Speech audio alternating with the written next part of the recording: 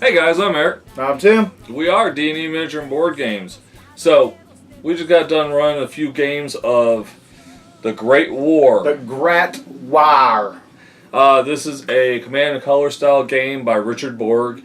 It's produced by Plastic Soldier Company, and they recently just delivered their most recent expansion, the French Army expansion.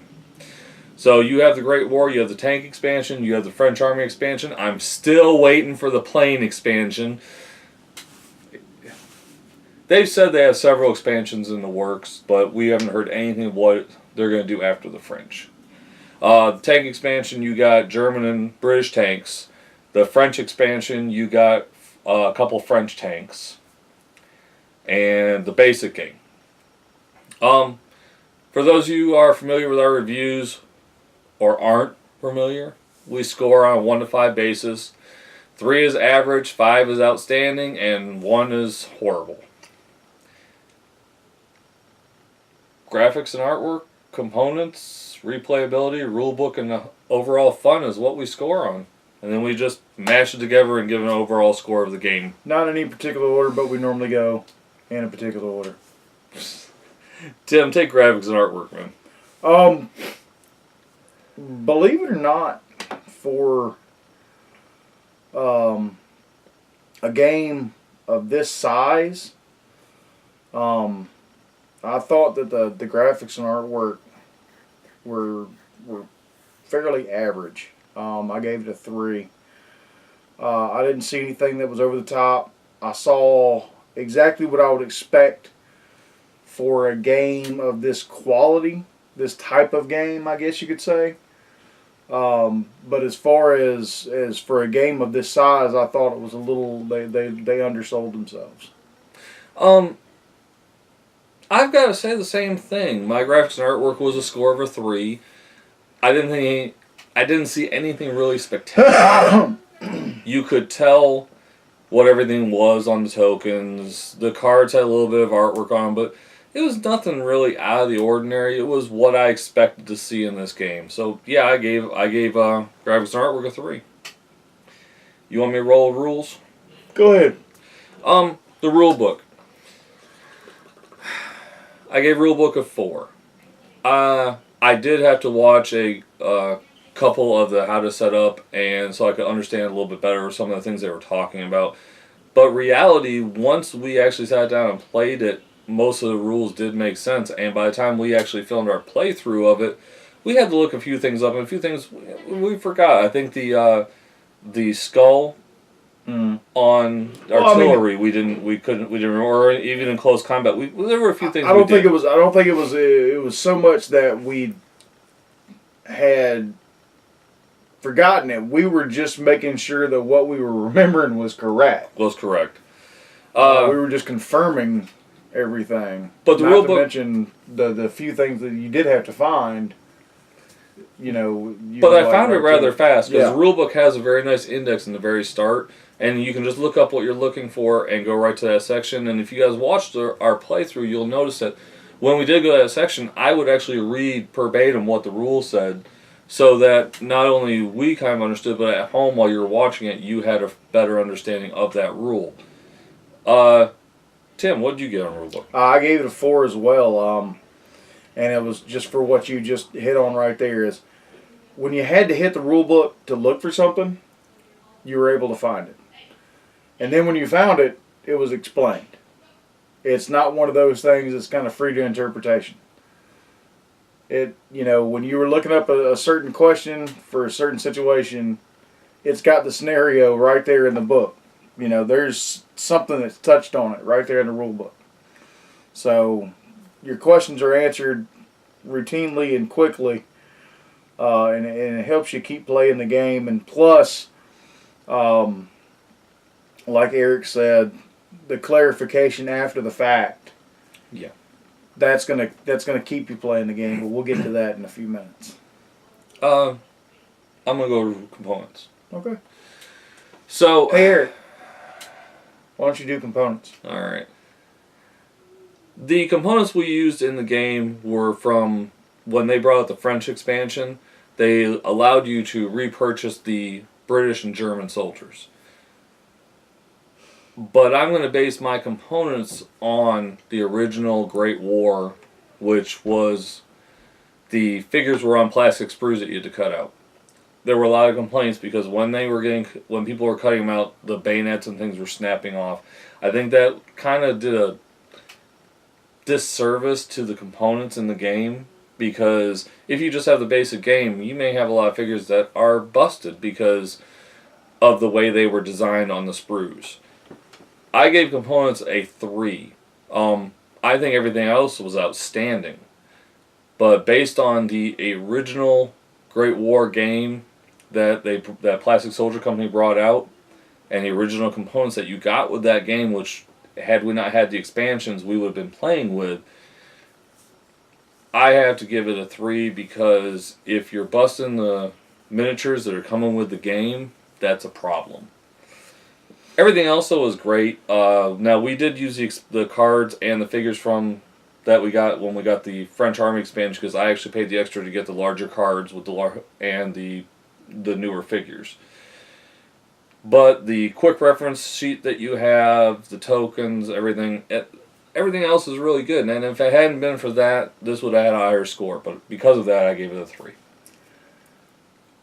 Since I didn't get a chance to pop out the originals, I've only seen everything that Eric's gotten since then. And I go back to my graphics and artwork explanation. For a game of this structure type, these miniatures and the dice and the cards are what I expect to see for it. I don't think it's over the top. I don't think it's underselling themselves. I think they did exactly the job that they should do when they decided to make these miniatures and the way they made them. These ones. Maybe not the originals. So I gave it a 3 as well. I think it is right on par for the course. Do you want to roll in replayability? We could do that. I think that the game has a lot of potential. There's a lot of scenarios in there, and for people that enjoy strategy type games, it's going to be fun due to the fact that you're always going to try and figure out another way to do it, or to do it more efficiently. So if you lose, you're trying to figure out a way to win. And if you win, you're trying to figure out a way to win faster. Correct. You know, so I gave replayability a 4. So I gave replayability a 4 as well. Dude, tell the doctor you have bronchitis. I gave replayability a 4 as well. As Tim hit on, there's a lot of scenarios in the basic book. Also, the 2 expansions give you more scenarios, and if you had the Kickstarters, you got even more scenarios based on the Kickstarters. The other thing I see in this is the fact that, as we mentioned during the unboxing of this particular game, the Great War, this is the type of game that if you watch our playthrough, I played the Germans and Tim played the British. But if we were to play the same scenario again, we would switch sides, and Tim would take the Germans, I would take the British, which gives you a whole different outlook on the game, because the particular scenario we were playing on the playthrough is the Germans sit in the trenches and the British have to attack them. That's where they get their most victory points, is holding the trenches. It's got a lot of replayability because of the fact that you would do the back and forth. It's got different historical battles. It's got this basic one. And on top of everything else, I also see the potential to be able to go ahead and sit down and write out your own battle and design your own battlefield. There's potential to it. I wouldn't mind having... Now, one thing during the Great War that Plastic Soldier Company offered was you could buy a second game board. But they never did that again, and I was kind of really upset about that, because I would like to set up like 2 or 3 of these boards and actually have a large attack where maybe instead of the dotted lines on the board, this is the left section, the middle one's the center, and the third board is the right section. It would be a large board, but think about it. I have so many of the tanks.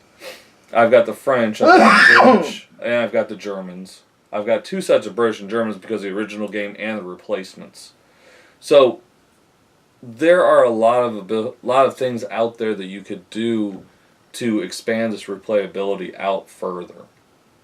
I did give it, like I said, I gave it a 4. You gave it a 4. That's actually above average on a replayability score. Overall fun. I gave overall fun a 4 as well. I had a very good time playing this the several times we've played it tonight. I can see the enjoyment of going through the different scenarios, and I can see the enjoyment of doing the back and forth. I really want to delve into the tanks and the French, and I know with the French army expansion we also got more specialized troops too. I believe there were like flamethrowers and a couple other things. Ooh. I want to delve into how those special figures changed the game too. But I gave overall fun a 4 as well. I was very impressed with the fun that the enjoyment I had with this game. Well, I definitely gave it a 4. I think it's completely entertaining. It definitely it makes you think, and it's like I was telling Eric. It's like playing chess.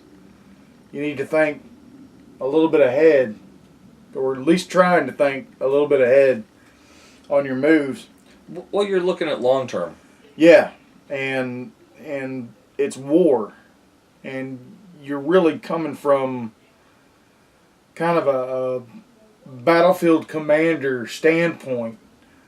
Is you're looking at what your forces are, and you got to manipulate and move them to what's most effective. And you know, and it only leads to more. It's kind of educational. If you enjoy these types of games, it's a way for you to learn how to get better at these types of strategy games. Well, also, if you really enjoy this type of game, when you start doing those battles, you might be a person that goes and reads a little bit of history of those battles to see how they actually unfolded. World War I is not a particular the era. I didn't study a lot of. Now, you know, World War II, I know a lot about. But World War I is kind of one of those ones that I was kind of like, okay, it's trench warfare to me. It's like, oh, okay, you know. But this is the type of one that kind of makes me wonder, well, you know, what actually happened to some of these battles? What were the things that changed their outcome? Because, truthfully, in history, it wasn't that far. It wasn't that long before World War II. No, we're only talking 100 years ago. Right, but for us, really. And we're talking literally what, 20 years between World War I and World War II? 20, 30, somewhere in there. That's 20, because this would have been 1918, 1917 ending, and World War II really started in 1931. But you know, the U.S. didn't get into it until 41 when the Pearl Harbor was bombed. But the British were fighting World War II since 39 when Poland was invaded. Wow, yeah, I know too much. Anyways, guys, Tim and I actually, I think I can speak for you. We really enjoyed playing this tonight. We look forward to actually playing some more, and I'm actually planning on introducing Glenda to this tomorrow, and possibly we'll get the film through playthrough of Tanks, and maybe even French. Who knows? Tanks. Tanks for the memories. Tanks as always.